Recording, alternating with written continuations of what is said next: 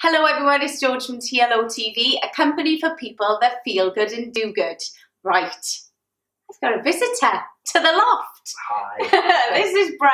Hi. Brett, tell everyone from TLOTV what you do. Oh, I am the CEO and founder of a company called BLM Interact, which specialises in technology and psychological coaching. With a background in psychology, working with anybody from professional sport to people in prison to the general public and to the corporate world.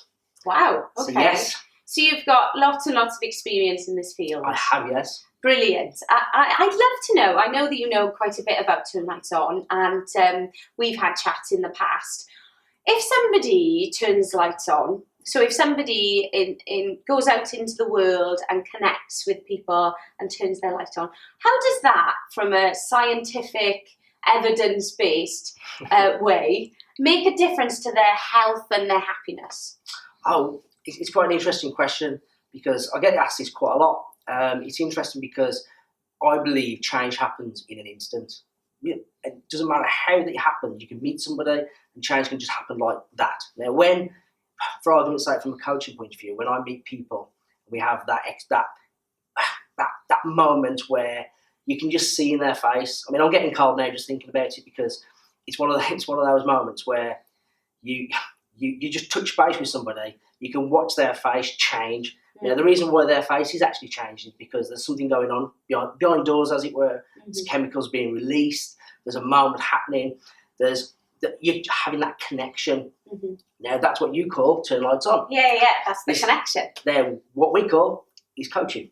Right. And that moment just can and will change people's lives. So the science behind that is chemical releases. There's serotonin, there's dopamine. You know, it's smothering cortisol. There are lots of different opinions on this. There's lots of different viewpoints on this.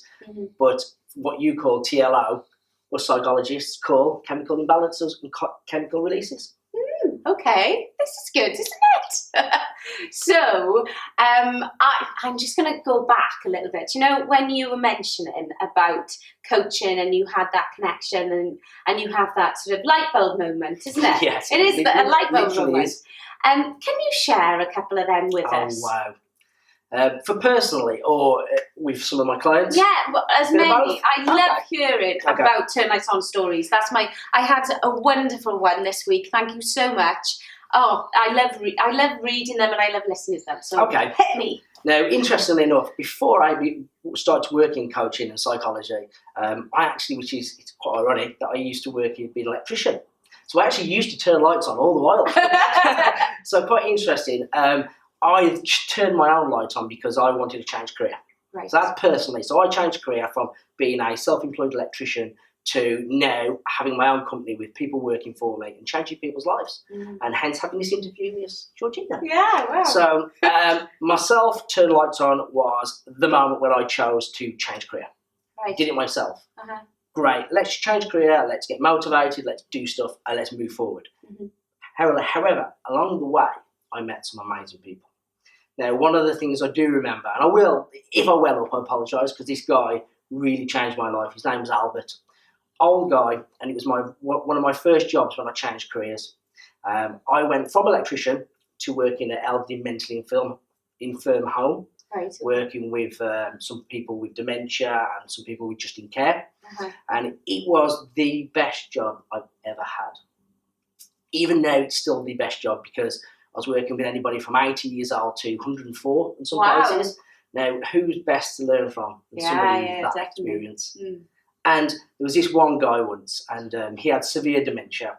He had vascular dementia, so it was kind of up and down, which is actually probably the worst dementia to have because one day he was like you were just talking to a normal guy, and then the next day you just didn't know who he was. Right. And the one time I was new, I was training, and I went up to him and I found out he had dementia.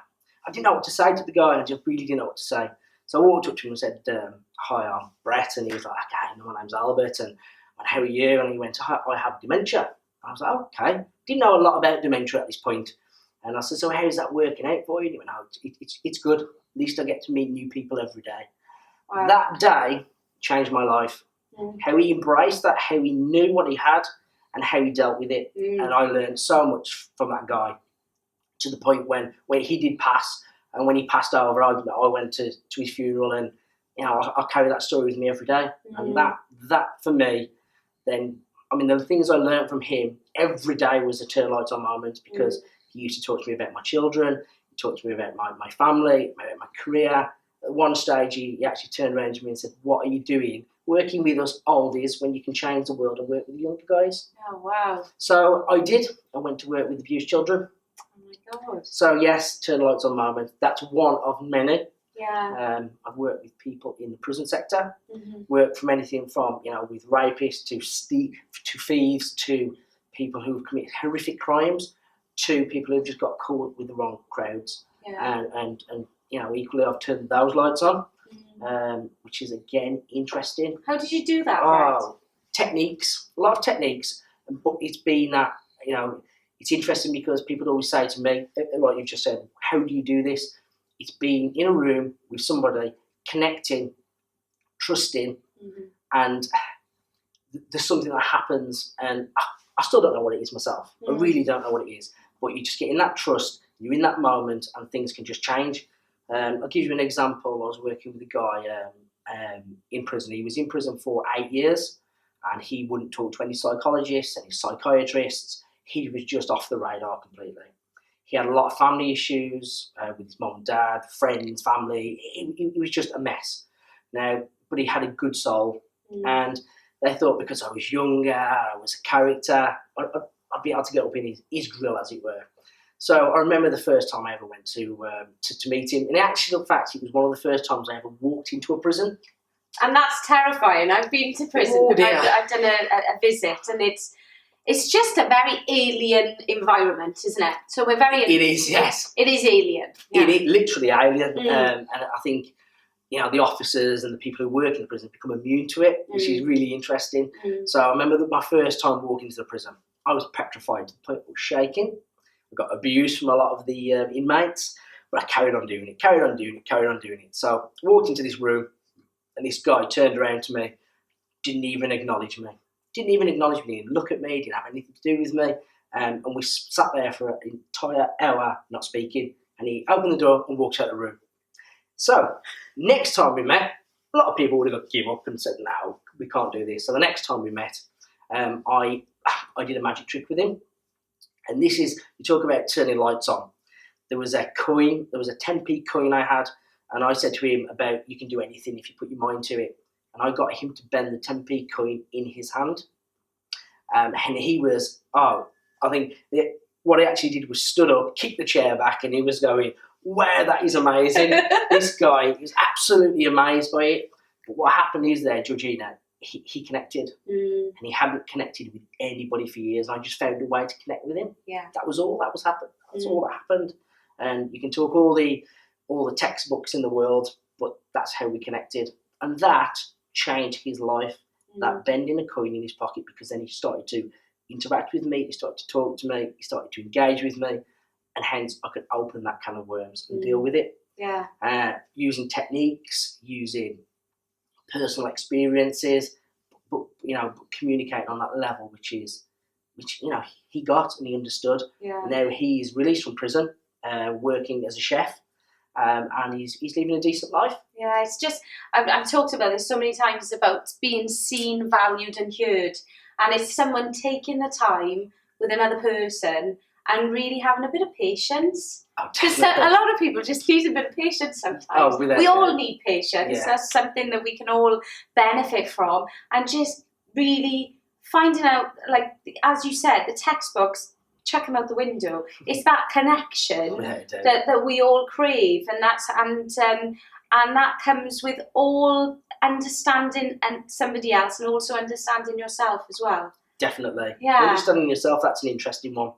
I love the understanding yourself, because we do a lot of blogging at BLM, and the interesting thing that we do is understanding oneself, because if you don't understand yourself, how can you really move forward? Because it's quite hard to build on a dodgy foundation, as it were.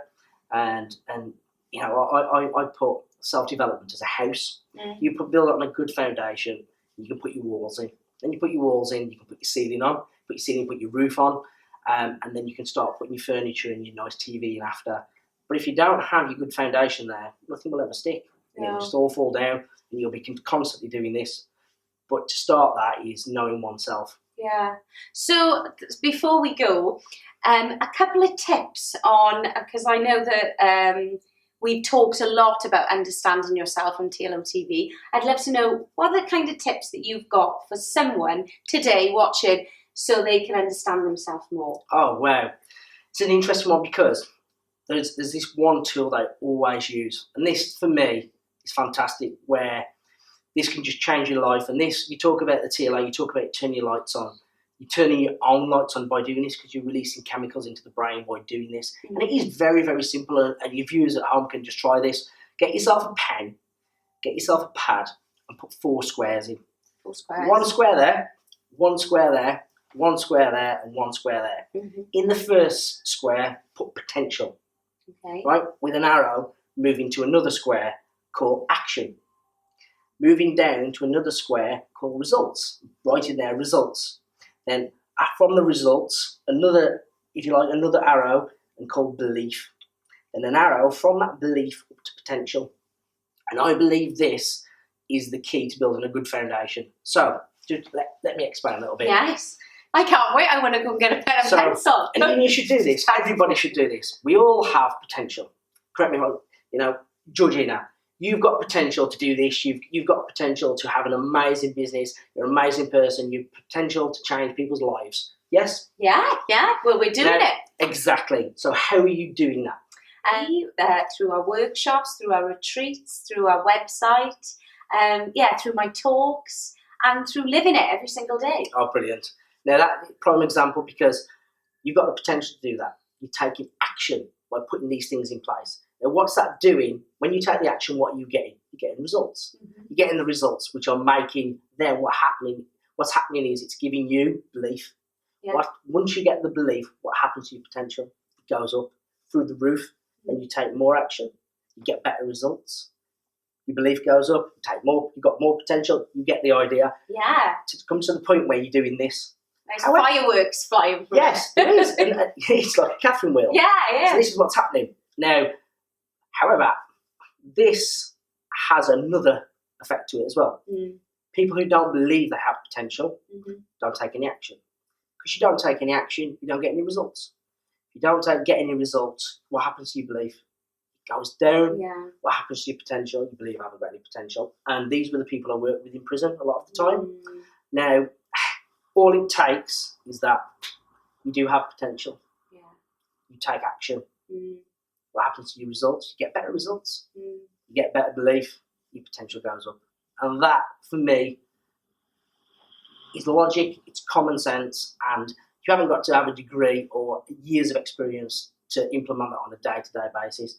And you can just bump into somebody and somebody can just help you with that potential, just to make it's all you about believe the in it. start, isn't it? It's all about that potential. And I think that's the power of Turn Lights On, because you have the potential within you to unlock all that potential in other people. Yes. There was a guy once I had met, and he said to me, do you know what the best pharmacy in the world is? And I was like, no. And he went, I'll give you 5 minutes and come back to me with the answer. And I really don't know. I was saying Boots, I was saying all these different pharmacies.